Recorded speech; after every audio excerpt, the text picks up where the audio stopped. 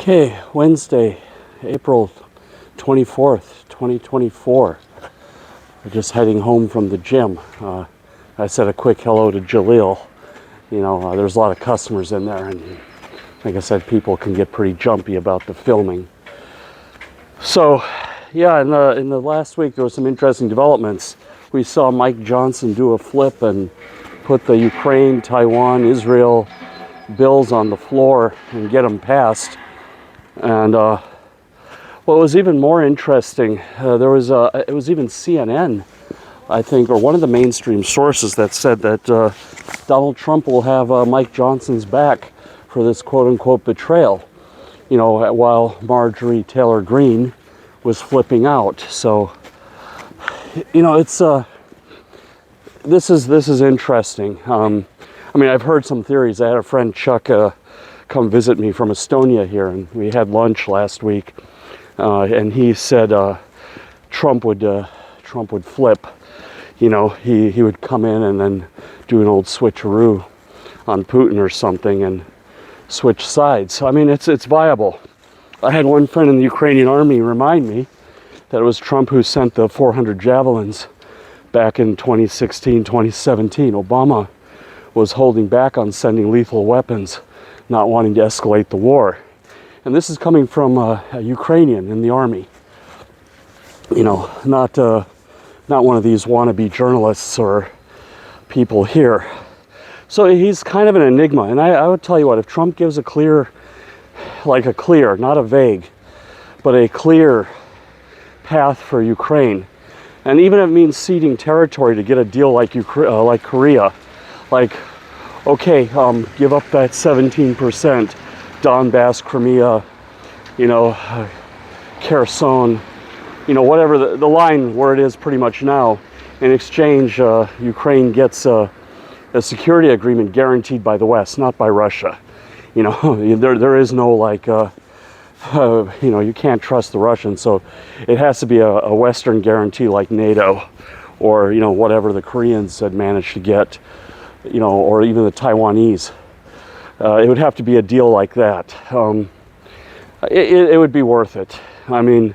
Like I say, in the short term, Ukraine would get to rebuild. Everyone's saying, oh, Russia would get to rebuild. Ukraine would get to rebuild too. The airports would reopen, the economy would start kicking off, and just like Korea, the economy would be the greatest weapon, that they would have.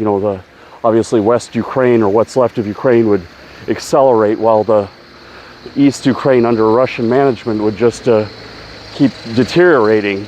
The Russians will just rob those new areas and keep feeding Moscow and St. Petersburg.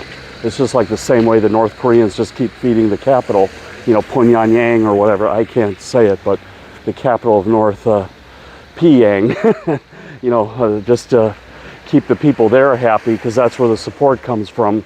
It would just resemble like Hunger Games. So, I would seriously consider,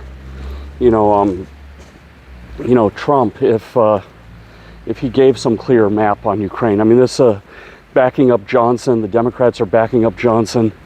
And Trump had mentioned that he would do a loan. Ukraine would it would be just like with Bush in Iraq, that American companies would get first dibs, on the rebuilding. I'm for this. America has given the most. They should get the most, in terms of supporting Ukraine. All these European countries do this thing with their percentages and stuff, but in war, it's not about percentages. It's about, metal on target. It's about ordnance on target, and whoever's giving the most in raw numbers wins. That's really the brutal, honest truth. Europeans love to do this, well, we got 1 million people and we gave 10 guns, so we're on person for person giving more than America, But America is also defending all of Europe, and the American economy is the engine of the free world. So they have a lot of other obligations, plus, they got to hold the politics together. But we will see. We'll see. My view of this Trump trial, this is like Clinton and Monica Lewinsky. This is his private life and his private business. And it's a victimless crime. Come on.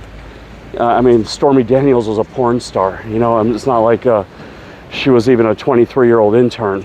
So this is probably even less worse than Monica Lewinsky. And believe me, I think I know. I think, you know, I was well watching that case back in the 90s. Monica Lewinsky definitely knew what she was doing. She was 24 years old. She was a responsible adult back in that day. You can't, you know, adulthood starts at 17 in some states and 18 in others. And either you are or you aren't. There is none of this like, oh, well, she was 23 young. No, once you're 18, you're an adult. You're responsible. And that's the lesson I'm going to give my daughter. You know, as soon as you cross that 18, you are responsible for your actions. No one's going to come bail you out. You know, if you did things wrong with full conscience, you know, knowing what you were doing. You know, so yeah, sorry, something got in my eye. Yeah, so that was interesting. You know, Ukraine has got funding for a year. You know, $60 billion. You know, she gets. You know, the HIMARS are coming. You know, they'll be able to hit the command posts. They'll be able to hit the ammunition dumps, and that should hold the Russians back. I mean, but you know, this is again the problem that we're talking about. This is a war of attrition. Ukraine has got to fight smarter, and Russia is just throwing, you know, against Russia's numbers like armies of orcs. And I can tell you an interesting case where, you know, you had brains versus brawn. You know, I can tell you one very interesting war where it was brains versus brawn, and the brawn won. You know, just the mass numbers. It was a U.S. Civil War. You know, Ulysses S. Grant didn't have much for tactics. He used to just throw waves of people. And General Lee was actually a tactician. The South was actually fighting smarter, but they didn't have the industrial might. They didn't have the logistics. You know, and so that's where that saying comes from, that bravery wins battles. The South was winning a lot of battles, but logistics wins wars.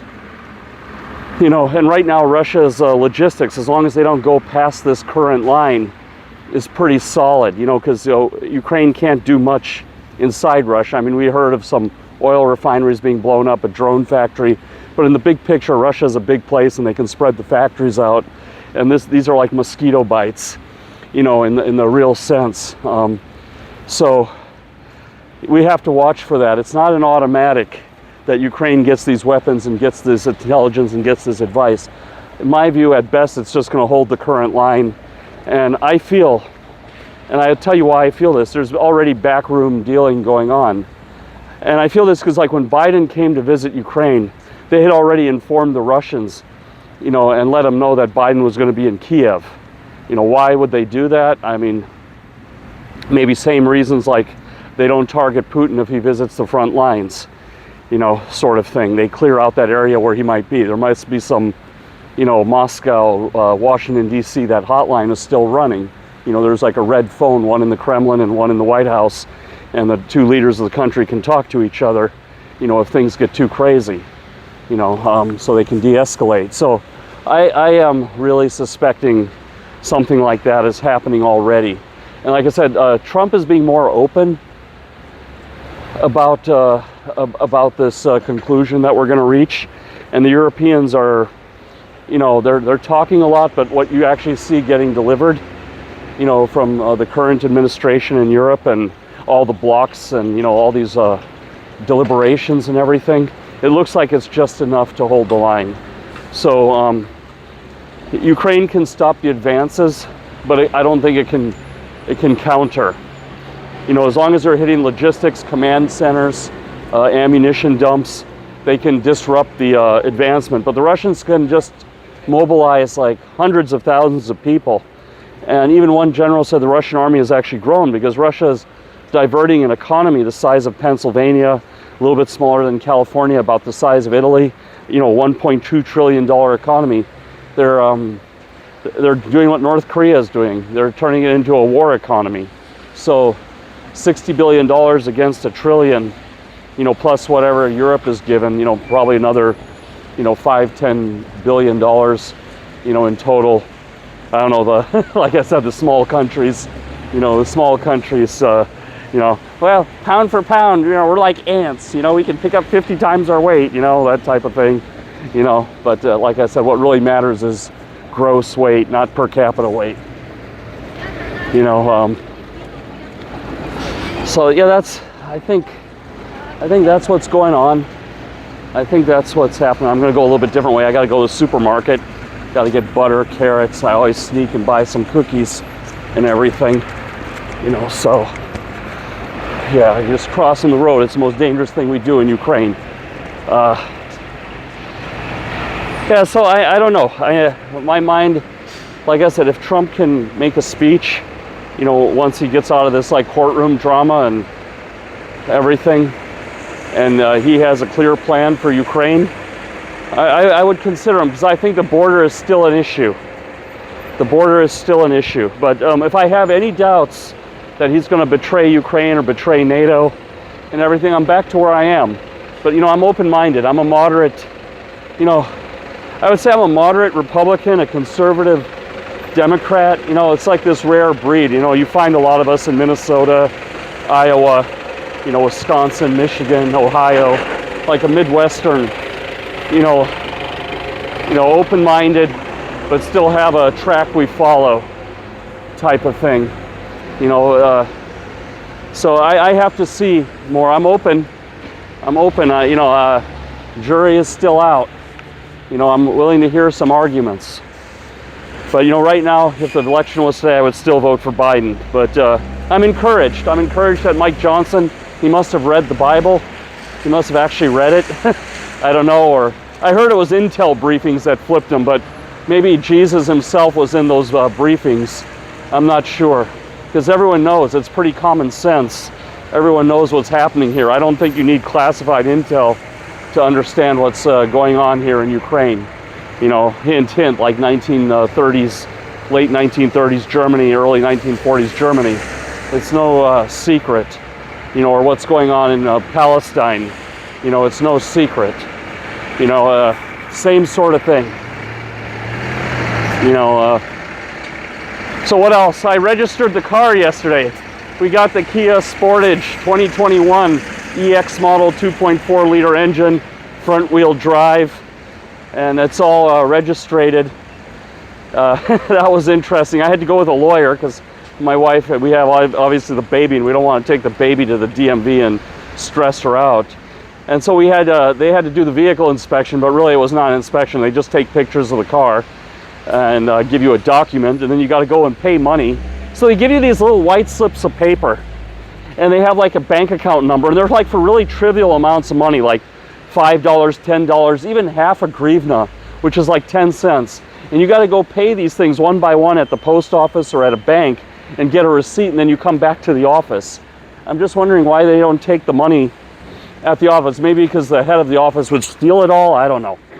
I don't know why they can't streamline that, but that was a bit annoying. And then we had to wait in another line to actually get the car's, what they call the auto passport, the car's documents, and you know, and then the number plate. And then I got the front two tires changed on the car. I think the guys who renovated this car, they took some good parts and put some crappy parts. I imagine it was just too easy. You know, they were too easy to work with here in Ukraine. But this kind of stuff happens. So I got the front two tires changed with the labor, used tires. It was like $75. You know, I mean, in America, this would have been much more. And this tire place was right next door to the DMV office. So while we were waiting, I got it done. And then I had to get the number plates attached. So we had the same guys do that, and they charged like $3 to attach the number plates. So, and then the lawyer took $75 roughly, you know, so for his time, for like 4 hours, to hang out with me for 4 hours, and we discussed business ideas. And he kind of made a funny joke. I was talking about my idea about opening actually a good Indian restaurant here in Lviv. You know, right now we have two of them, but neither are good. You know, one gives you food poisoning all the time, and the other one is, you know, not even real authentic Indian food. It's not using the proper ovens and the proper techniques. It's just throwing some spicy sauce on top of chicken and rice. You know, nothing special. So I had this friend Sergey in the army, and when he gets out, he agreed I would send him to Indian cooking school in the UK or in Netherlands or in Germany or someplace, and you know, where he can learn how to use this oven and learn, you know, proper Indian cooking, and bring him back here, and we'd open a place together. And my lawyer told me with hotels, restaurants, any kind of hospitality business, there's 2 days, two of the happiest days are when you open the restaurant or business or hotel, or when you close it. So yeah, there's a lot of pitfalls, but at the same time, these businesses can make, if you're doing a good job and you have a good supply chain and you're following good procedures, keeping everything clean and your customers aren't getting sick, and you can sell a lot of beverage, I think you can make good money at it. I think even here in Ukraine, I mean, as I said, the restaurants have noticeably gotten worse here since the war started. I mean, they've mostly been focusing on selling alcohol and snacks and, pizzas and, fast, high margin food, I guess.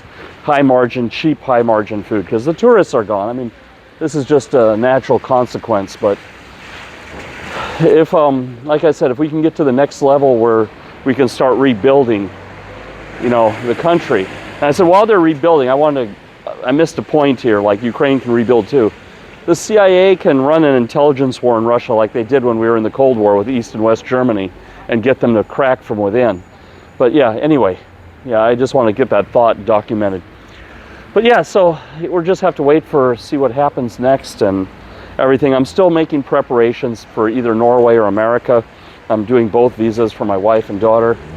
It's a lot of paperwork. A lot of things have to be translated, notarized, apostille, so yeah, it's a lot to do. A lot to do every day. Fixing up my LinkedIn profile. I'm going to talk to a resume coach, but before you talk to these resume coaches, you should go through everything yourself. They ain't going to do it for you. They'll do a really shoddy job. You've got to be on them. And they're probably already going to tell you what you already know. They're just going to reassure you more or less. Maybe they got some contacts or some tips. I don't know.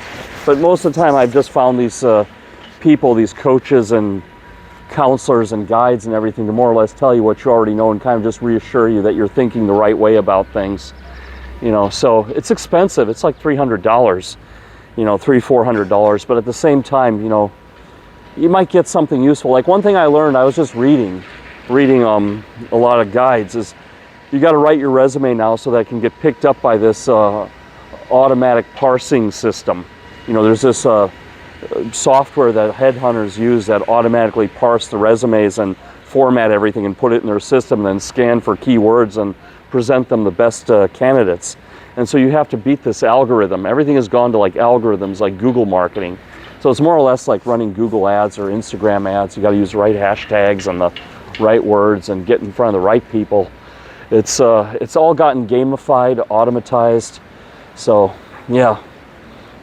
Anyway, we'll see you on Reddit. I'm gonna do the Reddit thing tonight. I think I can only do it like 2 nights a week. I really don't have bandwidth to go every night yet, or 4 nights a week. So I'll try it 2 nights a week. I want to build a following, talk about life, not just Ukraine, but if you go to Norway or America, like I said, I've had resident permits in like 5 countries or something, like Brazil, India, America. Well, America, I'm a citizen. Norway, I'm a citizen. Sweden, Estonia. I'm here in Ukraine. So I've been in a lot of places, have a lot of things I can share with people. I didn't realize how much I've moved around and seen. And I'd love to share all this perspective with people. Anyway, take care, and we'll see you. Bye-bye.